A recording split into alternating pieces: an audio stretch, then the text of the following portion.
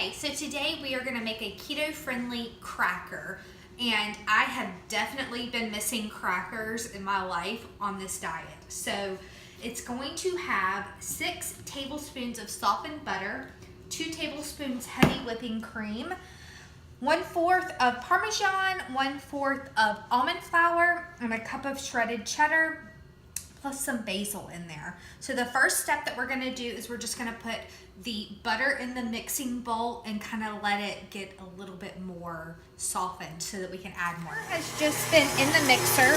We're now gonna add 2 tablespoons of heavy whipping cream and let it kind of combine together. We want it to be a little bit fluffy. This will help your bread since we're not using real self-rising flour.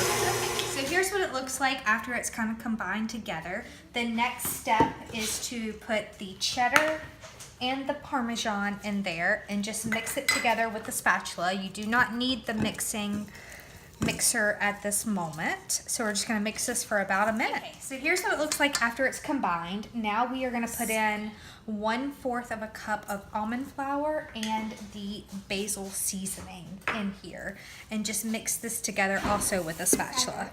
Yeah. So the next step is, after you kind of put the almond flour and the basil in there, is you put it on parchment paper and then you cover it. Then you're gonna wanna flatten it down to where it's 1/4 of an inch thick. And it's gonna take a little while. Normal people have rollers. I don't. Hands work too. Exactly. I feel like rollers would just be an excuse for my kids to hit each other in the head. Basic information. With it. Okay, so we have flattened it out. This is kind of what it looks like here. I'm just going to take this off, and then we are going to cut it into square-like crackers. And then we are going to bake it. So we have transferred our squares onto a baking sheet. This was probably the hardest part about this entire situation, to get them off of the parchment onto here in one piece. The oven is preheated to 325, and we are going to put them in for about 10 minutes. Recipe calls for 12, but there's also a really good chance that they burn at 12. According to the notes. Okay, so they have come out.